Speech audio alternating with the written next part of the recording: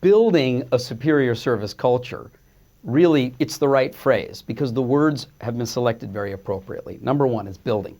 It's not something you just install.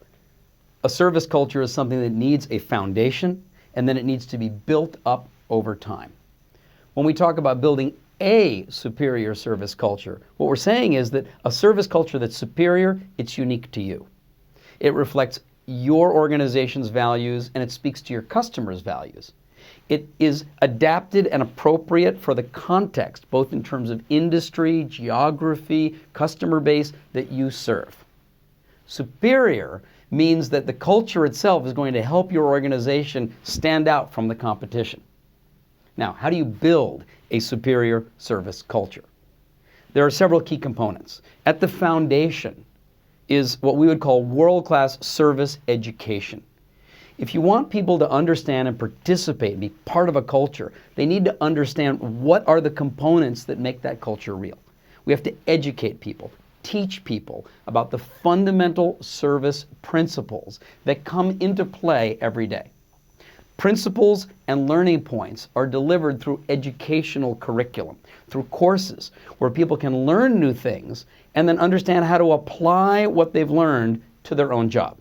Whether their job is at a senior, middle management, or frontline level, and whether it's external service providing or providing service to somebody inside the organization. That foundation of education provides for a bottom-up, ongoing swell of new ideas and action steps. At the top is what we would put service leadership. Now here's where the very, very senior people in an organization really need to take on the challenge of articulating an engaging service vision so that everyone in the organization realizes, this is the kind of culture we want to build. This is where it is that we want to go. So leadership's job is to make sure that the vision is clear and then also be the ones responsible for aligning so many of the other activities in the organization to continuously reinforce that same message, that same vision, so that it comes into practice and is sustained over time. Between these two areas, at the top, service leadership, at the bottom, the foundation of service education, is what we refer to as building blocks of service culture. These building blocks are the fundamental activities that every large organization is doing, but the way they're doing them may not be sending the same message to staff, may not be as aligned and mutually reinforcing as they can be. So for example, how do you recruit new staff? What happens in their orientation experience? What kind of ongoing service communication is being done? Are the rewards and recognition programs inside the company actually reinforcing and encouraging the kind of service behavior you say you want? What kind of metrics are you tracking? What are you doing with the voice of the customer? Who are you benchmarking? How is senior management role modeling?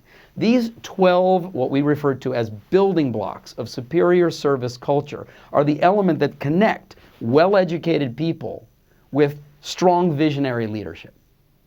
And then there's just one more component. It's sustaining the momentum over time. You can put all of these elements in place, but then there needs to be an ongoing program of activities and communications and events that cause people who come to work every day to see that this is not just about what I learned. It's not just about what the boss says. It's not just about the elements that we have inside the company, but there's an ongoing reinforcing momentum that gets stronger and stronger and stronger every day I come to work. Every day I am part of this powerful culture.